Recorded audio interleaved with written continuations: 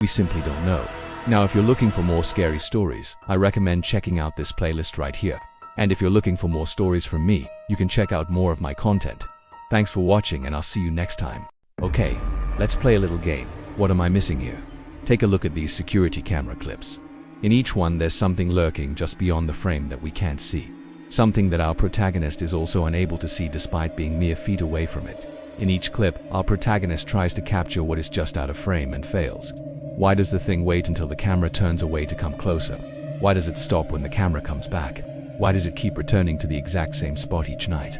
The answer, of course, is that this thing is not real. This is a prop, or maybe a person dressed up, something that our protagonist is hallucinating or imagining. But he thinks this thing is hunting him, and his life might depend on figuring out why. Let us find out how good your detective skills are and test your knowledge of foreshadowing and character development by telling us what's happening here. Leave your guess down below, and then we'll show you the actual explanation.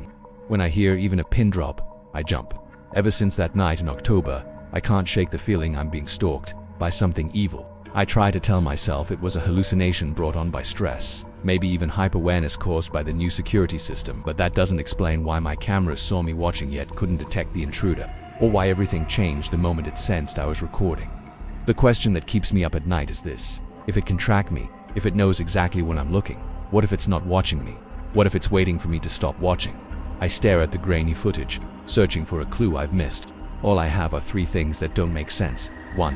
How did the figure bypass my security system? 2. Why did it refuse to trigger alarms? And 3. What does it want? Before that October night, I trusted my security system completely. Motion sensors were placed strategically around my property, covering every entry point. Infrared beams crisscrossed my yard. Cameras focused on key areas, all connected to a central hub inside my house. That system failed to register anything that night. I scoured through every log and setting, checked wiring and power sources. Everything seemed fine. But what if the culprit had somehow disabled the sensors or jammed the signal? Could my system be hacked? Was that why I'd felt colder in the weeks leading up to the incident? Had the power been fluctuating? These questions led to another concerning my house. Designed by my late grandfather, it seemed impenetrable with walls over 2 feet thick and a reinforced steel door. Trees obscured most windows, and any remaining visibility was blocked by motion-activated lights. Did the intruder use a key? Were the locks compromised? And if so, how? Who had access to the blueprints and why? Those 3 months prior, I'd been researching my family history, uncovering long-buried secrets. But what did any of that have to do with the presence outside my window? I needed more answers. And the third clue was the most puzzling. Why did the intruder avoid detection? If it wanted to enter my house, why not trigger an alarm and take their chances? Or why not break a window and slip inside unnoticed? The answer, I realized, lay in the nature of fear itself. To maximize my paranoia, the intruder had to remain hidden. If my system alerted me to its presence, my fear would turn to anger and I'd rush to investigate. But if it stayed perfectly still, hidden in plain sight, I'd become convinced I was going insane. My mind would fill in the blanks, painting a monster in my own nightmares. So who was this thing outside my house, and what did it want? An unknown stalker, maybe a deranged fan, a misguided romantic suitor. But none of those explanations made sense. Why would it endure months of fruitless surveillance only to appear when I was ready to give up hope? Then I remembered at night I'd woken up because of noise. But in the panic, I'd forgotten to listen to what sound had brought me to the window. Footsteps, definitely footsteps. I reviewed the recordings again, focusing on audio. Each time I tried to record, a pair of footsteps echoed on my porch. The cadence was slow and deliberate, like an individual step taken to maintain a steady pace. But there were 2 sets of footsteps. 2 pairs of footsteps, each slower and heavier than the last, slowly descending my porch steps. That meant only one thing. My grandfather's house was built on stilts. He liked to call it a garden shed on stilts.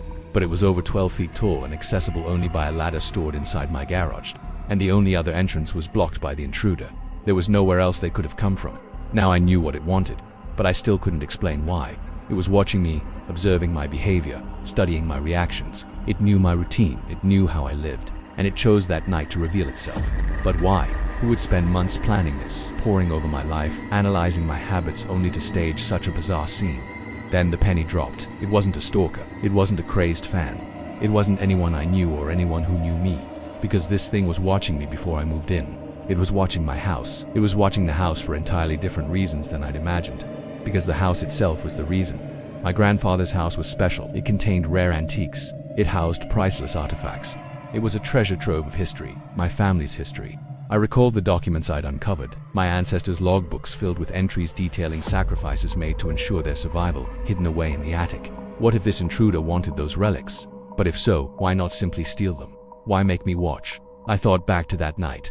As the figure paced, I felt a strange pull to join it, to follow its movements, almost as if hypnotized. It was a primal urge to mimic behavior that seemed alien yet oddly familiar, and I recognized that feeling because I had experienced it before, in a dream.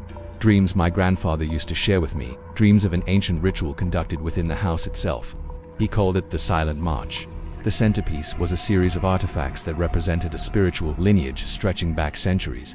The climax involved reciting sacred words over the artifacts, while an incantation played on a traditional instrument called a shofar, and then finally, matching the tempo of the chant, a ceremonial march, a procession of footsteps performed endlessly for eternity. Back then, I'd dismissed them as old wives' tales. But what if my grandfather had been hiding something deeper? What if the artifacts weren't relics but keys to a terrifying, possibly demonic force? And what if the intruder wasn't there to steal them but to claim them? When the sun rose, I checked the house. Every window and door was intact. Nothing was stolen, except the intruder had left something behind, something it had knocked loose during its endless pacing. It was a small crystal prism, humming faintly with energy. I knew instantly that it belonged to the Silent March. I recognized the markings from my grandfather's logbooks. I understood now why the intruder had made me watch. The ceremony wouldn't work unless the artifact's power was witnessed, acknowledged, and accepted. I had unknowingly fulfilled its purpose, allowing it to proceed. And now whatever entity it had summoned would inherit my fate. My worst fears were confirmed when I turned on the news. The police had found several bodies near my property line, victims of a ritualistic murder. They believed it was the work of a cult. But the cult had vanished, taking my fate with them. Guided by the glint of a crystal prism, I followed their trail to an abandoned church deep in the woods. The air grew heavy as I approached. I could feel the presence watching me, waiting.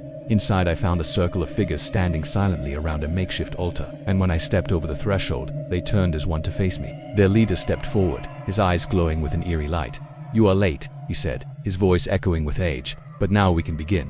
As they closed in, I realized the horror of my situation. I hadn't just stumbled upon a cult. I'd walked right into a trap laid by the very thing that had haunted my nightmares, and now I was the prize. Thanks for watching. Like the video if you enjoyed it and dislike it if you hated it. Check out our other videos.